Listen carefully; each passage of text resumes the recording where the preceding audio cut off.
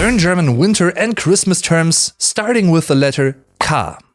In the last video I've talked about the winter jacket as something that keeps you warm outside, but there's also something that can keep you warm inside, apart from wearing a winter jacket inside, I mean. But that's maybe too warm, I don't know. I'm talking about something like der Kamin, singular, die Kamine, plural, the fireplace, or a smaller fireplace, if you will, die Kerze, singular, die Kerzen, plural, the candle. To some people, what's also heartwarming, at least, is going to see die Krippe, singular, die Krippen, plural, the crib, in a church, for instance, where you can often find them in Germany. And while you're in the church and you're getting heart-warmed by watching the crib, or you're inside and getting warmed by the fireplace or a candle, you keep one thing out of the way, basically, which is die Kälte, the coldness. So you're not feeling kalt, cold.